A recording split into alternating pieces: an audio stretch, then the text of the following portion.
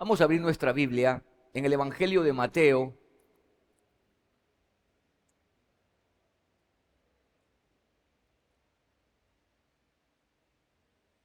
capítulo 5, y vamos a leer desde el verso 1 hasta el verso 12. Viendo la multitud, subió al monte y sentándose vinieron a él sus discípulos. Y abriendo su boca les enseñaba diciendo: Bienaventurados los pobres en espíritu, porque de ellos es el reino de los cielos. Bienaventurados los que lloran, porque ellos recibirán consolación. Bienaventurados los mansos, porque ellos recibirán la tierra por heredad. Bienaventurados los que tienen hambre y sed de justicia, porque ellos serán saciados. Bienaventurados los misericordiosos, porque ellos alcanzarán misericordia.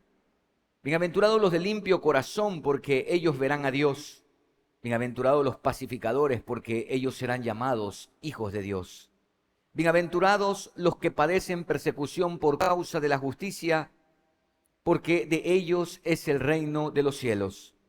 Bienaventurados sois cuando por mi causa os vituperen y os persigan y digan toda clase de mal contra vosotros mintiendo.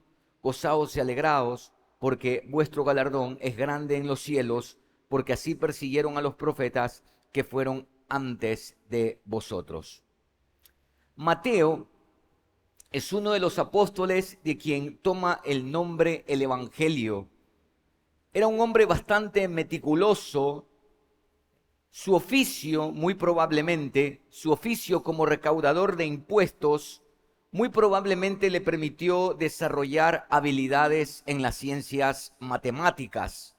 El Evangelio de Mateo tiene una estructura matemática. Desde el inicio, desde el capítulo 1, cuando él menciona la genealogía de Jesús, dice: desde aquí hasta aquí son 14, desde aquí hasta aquí son 14, y así hay algunos otros temas en el Evangelio que tienen una composición matemática. Mateo, por ejemplo, divide su Evangelio en 5 secciones. Cada una de ellas son una especie de paralelismo de los primeros 5 libros de las Escrituras hebreas, lo que conocemos nosotros como el Pentateuco. Por ejemplo, para Mateo, la encarnación del Dios hombre es el nuevo Génesis.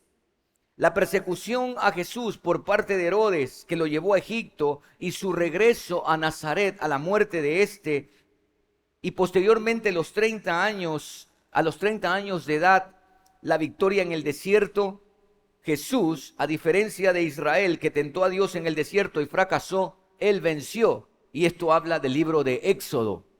En el libro de Levítico, la entrega de la ley a sus discípulos, y es lo que hemos leído aquí en el capítulo 5.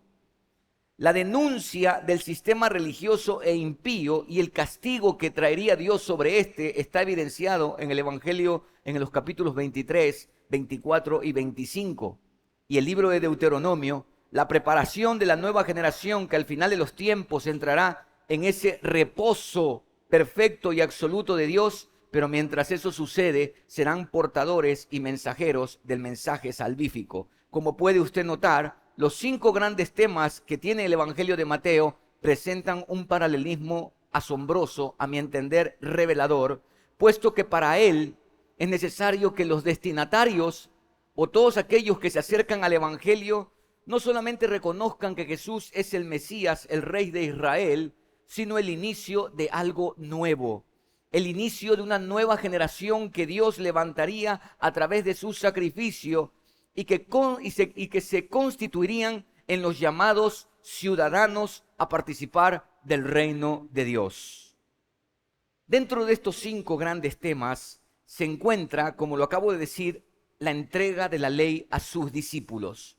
Al igual que Moisés en el monte Sinaí, que recibió de parte de Dios la ley para posteriormente entregarla al pueblo, de la misma manera vemos ahora a Jesús en un monte.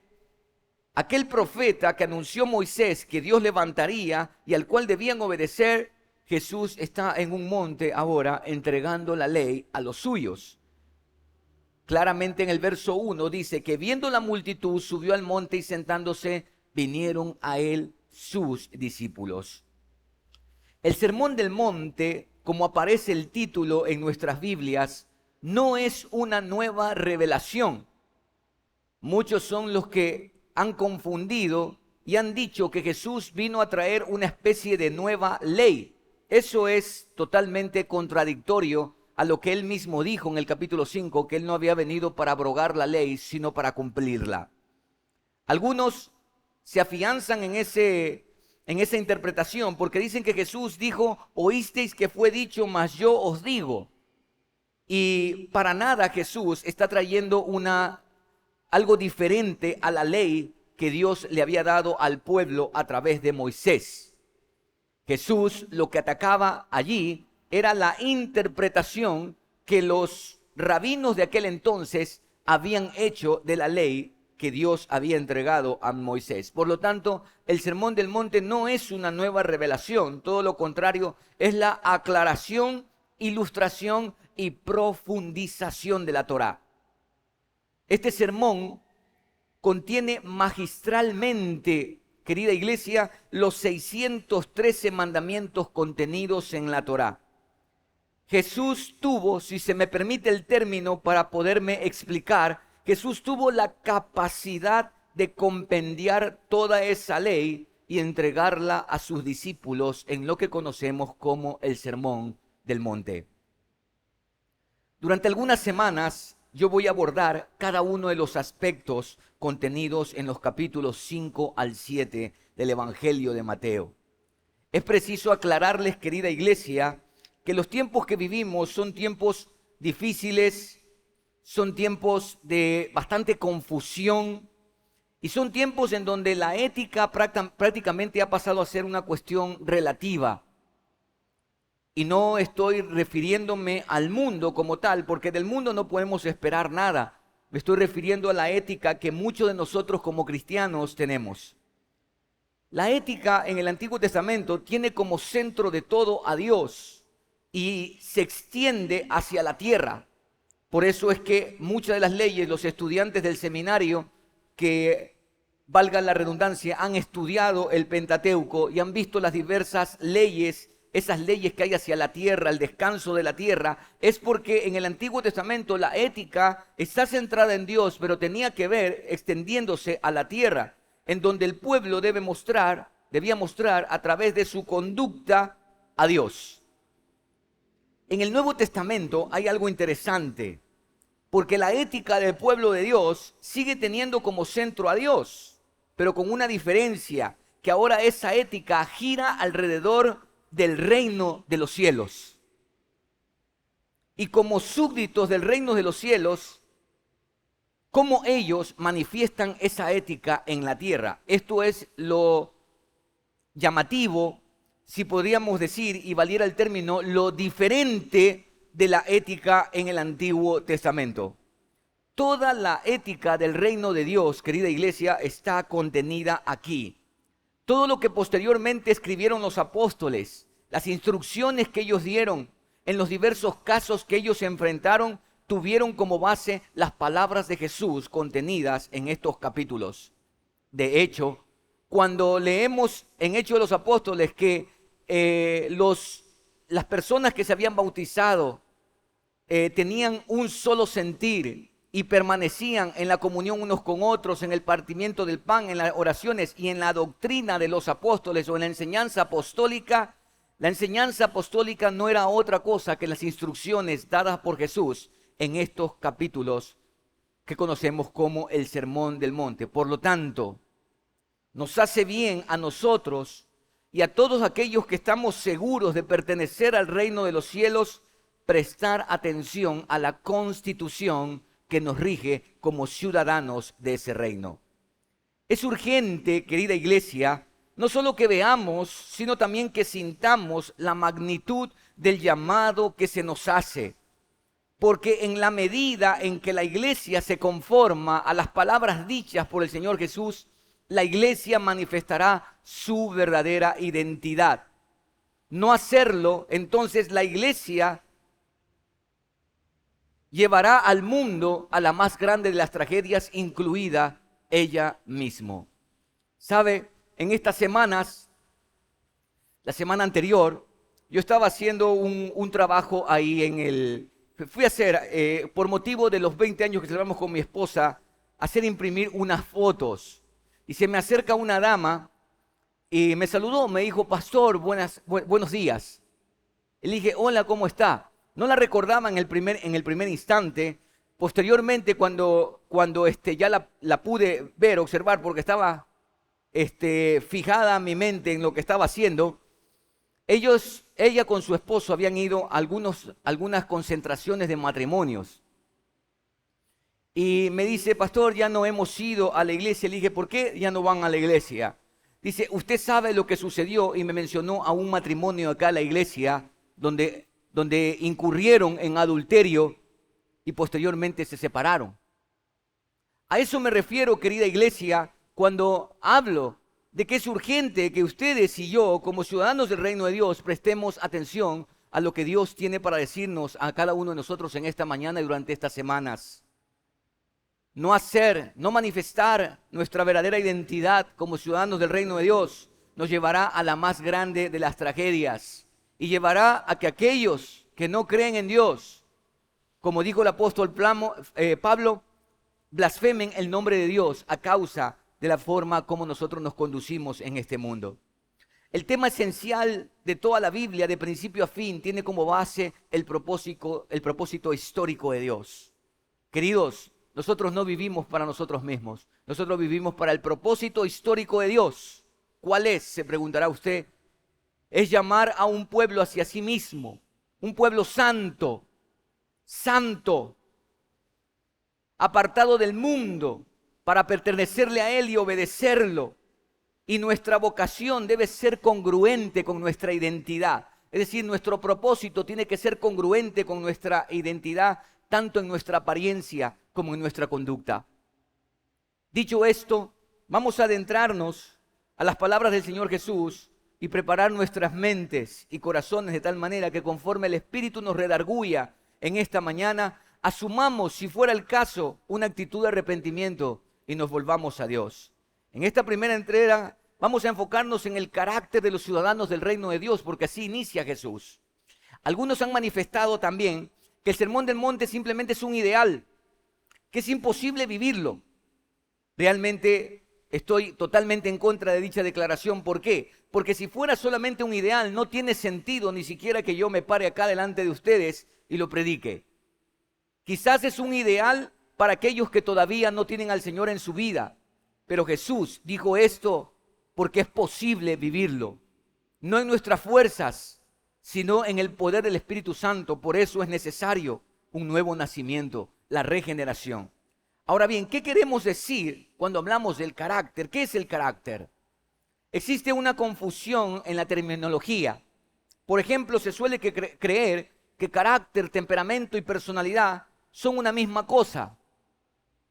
Generalmente usamos expresiones tales como esa persona no tiene personalidad, o tiene mal carácter, o es de carácter fuerte, en fin.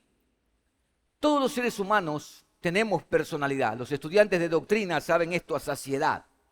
Es decir, nosotros tenemos facultades que nos dan esa distinción de persona: pensar, sentir, actuar. Así como cada persona tiene personalidad, también cada persona tiene un temperamento que lo ha heredado. Porque de la misma manera como nosotros heredamos características físicas de nuestros padres, por supuesto que también podemos heredar el temperamento de alguno de ellos. Y sabe usted, los que han estudiado el tema de los temperamentos, ¿no? Colérico, flemático, sanguíneo o melancólico. El temperamento en sí es heredado, está en nuestro ADN y no podremos deshacernos de él, lamentablemente. Pero a diferencia del temperamento, el carácter es una señal que se imprime. Es la marca que hace el pincel en el lienzo, es la forma que le da el cincel y el martillo a la roca. Por lo tanto, mientras que el temperamento es algo que nosotros heredamos, el carácter es algo que es formado. Entonces, cuando hablamos de carácter cristiano, estamos hablando de un carácter que está siendo marcado por Dios, quien, cual ave pintor, dibuja sobre nosotros la forma que Él ha dispuesto por la acción del Espíritu Santo.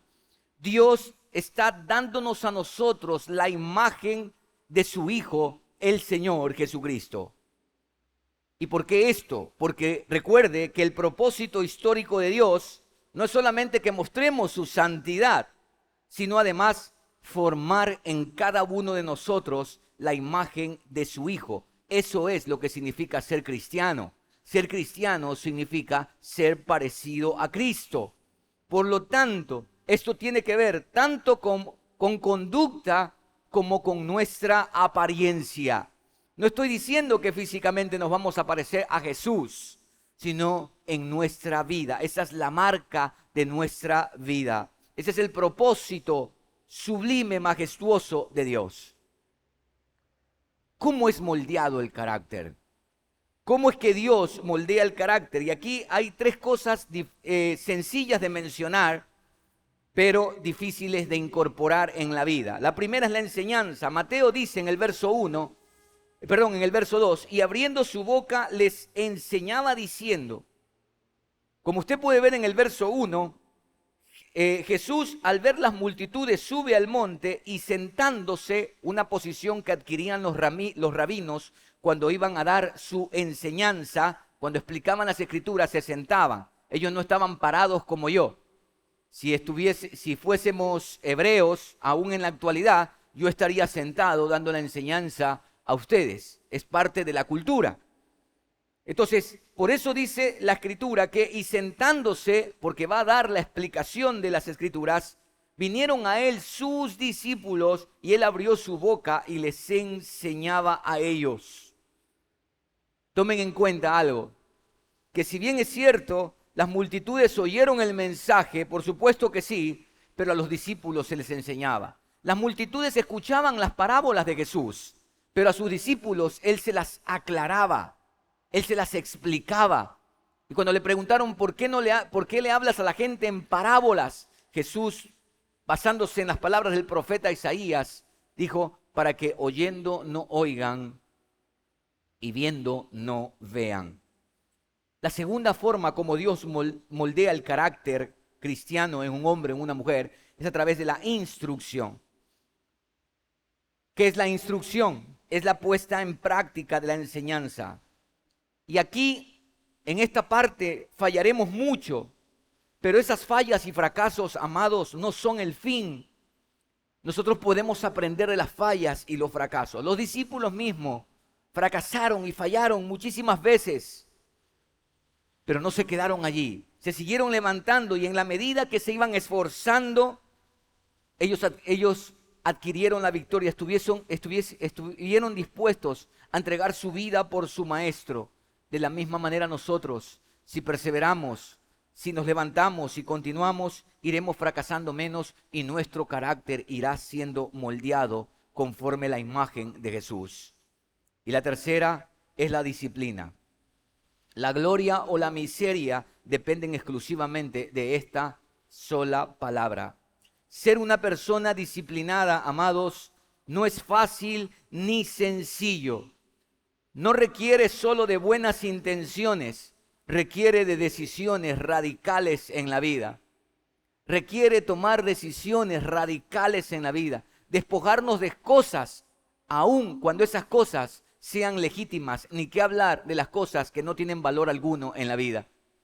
En esta semana que compartía con un joven a quien yo quiero mucho, ya es padre, es casado, un profesional excelente, y me decía con lágrimas en sus ojos que le había decidido entregar su profesión a Dios y no más luchar con eso, no más ver su vida a través de la profesión, y que se había abandonado y le había dicho a Dios que tomara todo eso y que ahora se haga su voluntad. Decisiones radicales.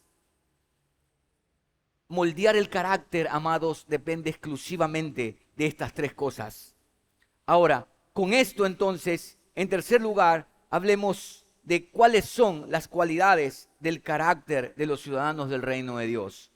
Y en el capítulo 5, donde hemos leído, aparecen 8 cualidades, a las que conocemos como las bienaventuranzas.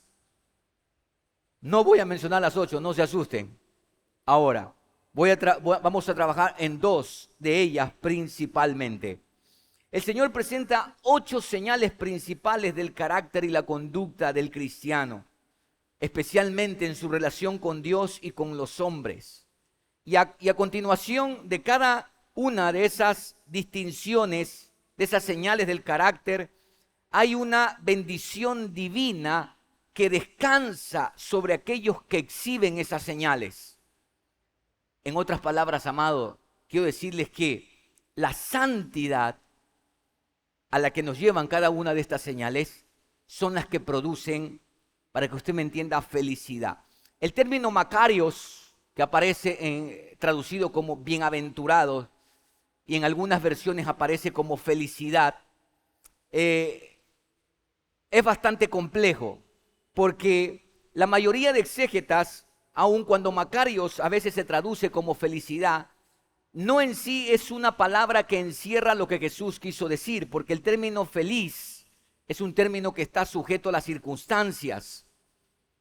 Por lo tanto, mejor sería, y bien lo traduce la Reina Valera cuando usa el término bienaventurado o bendito. Entonces, en cada bienaventuranza, en cada uno de esos rasgos de carácter, existe una bendición divina sobre cada uno de ellos que produce gozo, que produce satisfacción, que produce dicha. La primera de ellas es la humildad. Verso 3. Bienaventurados los pobres en espíritu, porque de ellos es el reino de los cielos. Mire, porque de ellos es el reino de los cielos. Ahora, ¿qué quiere decir Jesús cuando habla de los pobres en espíritu? Son aquellos hombres y mujeres que tienen la humildad necesaria para reconocer su bancarrota moral y espiritual. No somos buenos, amados, ni moral ni espiritualmente. Hemos pecado contra Dios y hemos pecado contra nuestro prójimo. Esta bienaventuranza tenemos que tener en cuenta lo que el Antiguo Testamento dice con respecto a ser pobre. En el Antiguo Testamento, ser pobre quería decir estar en necesidad material. Esa es una de las connotaciones del Antiguo Testamento. Debido a que el necesitado no tenía otro refugio que no sea Dios, la pobreza en el Antiguo Testamento también adquirió otra arista. ¿Y cuál fue?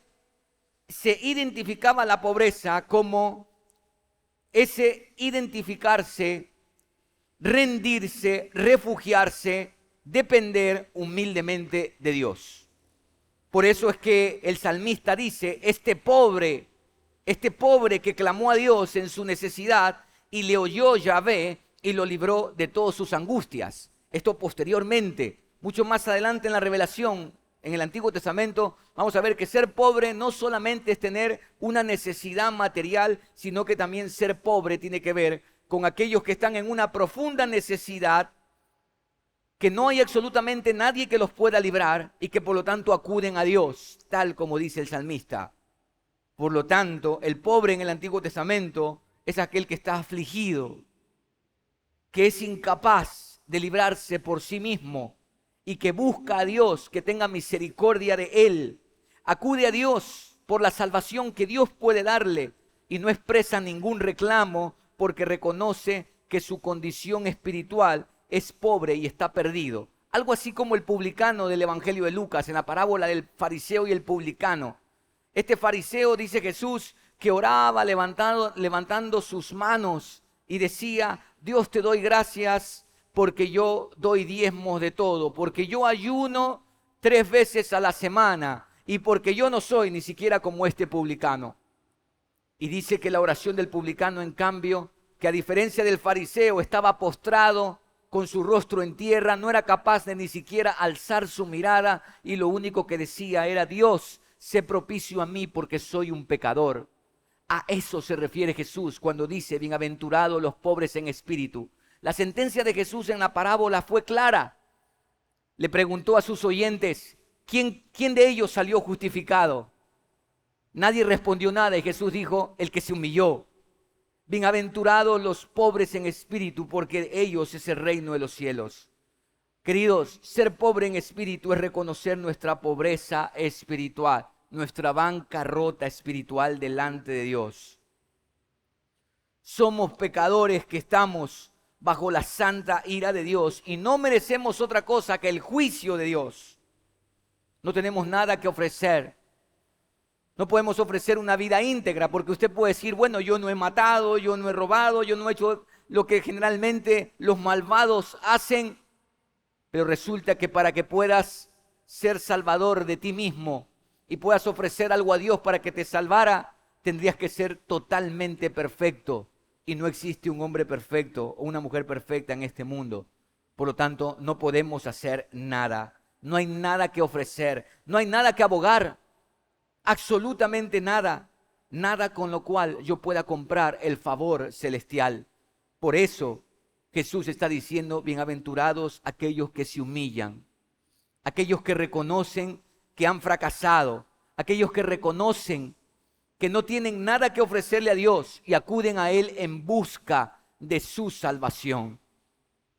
Ahora, quizás en la mente de ustedes podría estarse generando el siguiente pensamiento, bueno, eso es para aquellos que todavía no tienen al Señor en su vida. No, amados. Este es el carácter que nosotros debemos tener. El pastor Ravi Mutre suele usar una frase. Él dice, la evidencia de una salvación genuina es un arrepentimiento continuo. Y nosotros debemos vivir en esa dimensión de vida, un arrepentimiento continuo, en una búsqueda continua de Dios. Ser pobre en espíritu es reconocer, amados, nuestra pobreza espiritual, nuestra bancarrota espiritual delante de Dios. En segundo lugar, se desconectó de acá, por favor. Si haces clic. La constricción, verso 4. Bienaventurados los que lloran, porque ellos recibirán consolación. John Stott, con respecto a esta bienaventuranza, dice, felices los infelices. Es paradójico. Realmente esta es una de las tantas paradojas de la vida cristiana.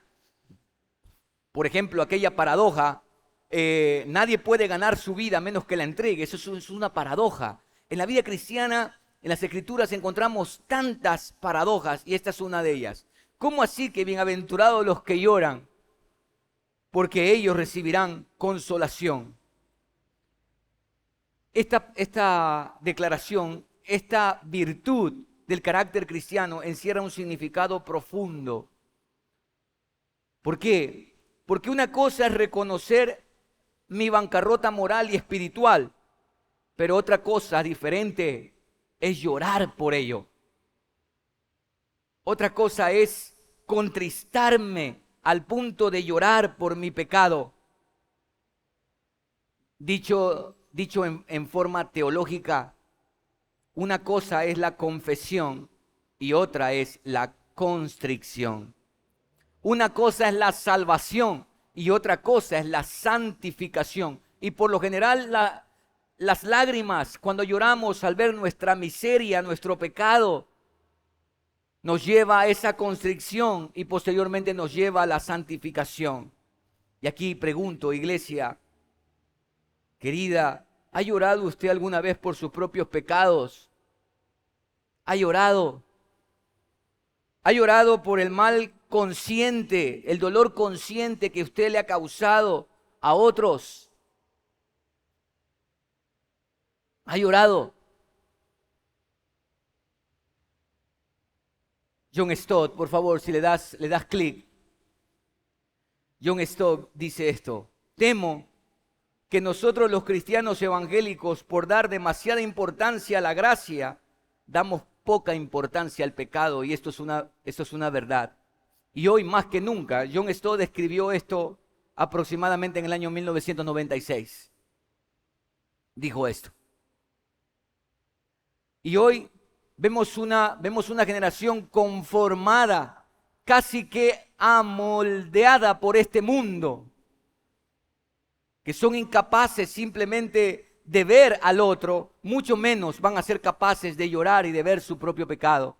Amados, damos tanta importancia a la gracia, damos tanta importancia hoy, diría, a la prosperidad. Hoy le damos poca importancia al pecado y los efectos que éste tiene en la vida de los que están a nuestro alrededor. Los efectos que el pecado tiene en la vida de la comunidad. Todos aquellos que lloran por su propio pecado, dice el Señor, van a ser consolados con el único consuelo que pueda aliviar su congoja. ¿Y cuál es? El perdón gratuito de Dios. Saber que he sido perdonado. Saber que que Dios nos ha tratado con misericordia. El mayor de todos los consuelos, a mi entender, es la absolución pronunciada por Jesús. Ni yo te condeno, vete y no peques más. Yo creo que nos haría bien a nosotros en esta semana, quiero animarles, leer el Evangelio de Juan, esa historia de Jesús con la mujer sorprendida en adulterio, y que en ningún momento el Señor Jesús le dio licencia para vivir una vida disoluta. Su perdón le tenía que llevar a vivir una vida en profunda obediencia a Él. No peques más, no vivas más de esa manera. Los profetas del Antiguo Testamento anunciaban que uno de los oficios del Mesías es que vendría a vendar a los quebrantados de corazón. Queridos, deberíamos llorar por el pecado, pero también deberíamos llorar por el pecado que se disemina en el mundo, trayendo sufrimiento y muerte. Deberíamos llorar por la corrupción y la violencia que está azotando nuestro país. Deberíamos postrarnos delante de Dios y llorar por las familias, llorar por estos chicos que son tomados por las bandas criminales para entrenarlos como sicarios. Deberíamos llorar por tantos chicos que aquí tan cerca en Jipijapa, no sé si usted lo sabía, pero Jipijapa es la tercera provincia en el país de mayor consumo de droga, lo que se conoce como el H específicamente. Bienaventurados los que lloran, porque a la vez también reconocemos, mira lo que dice el Señor, porque ellos recibirán consolación. En este mundo nunca recibiremos consolación. Sí podremos tener el consuelo de parte de Dios basado en la esperanza, pero jamás será un consuelo perfecto. Reconocemos que el consuelo completo será en el estado final de gloria, cuando Cristo mismo en su regreso ponga fin a la maldad, cuando el pecado no exista más y la muerte sea derrotada. Es allí donde nuestras lágrimas serán enjugadas por su mismísima gloria. Por tanto, bienaventurados los mansos, los que lloran, porque ellos recibirán consolación. Querida iglesia, el Sermón del Monte, como lo acabé de decir, no es una nueva revelación. Tampoco es un idealismo. Qué bonito que suena. Es algo real. Pero para que sea real en nuestra vida, nosotros debemos proceder al arrepentimiento. Yo creo firmemente que la iglesia, empezando por la iglesia, nuevamente tiene que volver a arrepentirse, a vivir en una actitud de arrepentimiento, de volverse a Dios. Es preciso tener en cuenta esto, amados, porque es urgente que veamos la magnitud de lo que esto significa. Esto no significa simplemente para nosotros tener una buena vida aquí en la tierra. Esto tiene que ver con otros. Esto tiene que ver con un sentido de trascender, de poder ser de bendición para otros. Creo, como lo dijo aquel predicador en el siglo pasado, dijo este predicador, Bacon creo que fue, si mal no recuerdo, la iglesia será el último bastión moral en este mundo. la iglesia será el último bastión moral en este mundo. Queridos, si la sal se desvaneciere, ¿con qué será salada? Si nosotros comenzamos a vivir vidas disolutas y haciendo de la gracia una desgracia, dígame, ¿qué vamos? ¿Cómo vamos a afectar positivamente a los que están a nuestro alrededor? A nuestros hijos, a nuestros compañeros de trabajo, a los que nos conocen como cristianos. Por eso muchos son desanimados hoy en día.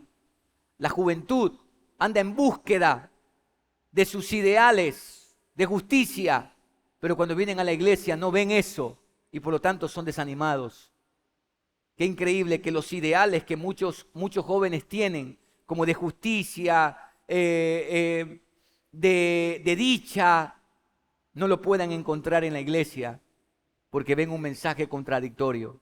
Querida iglesia, hemos de volvernos a Dios y permitir que Él moldee nuestro carácter a través de la enseñanza, la instrucción y la disciplina.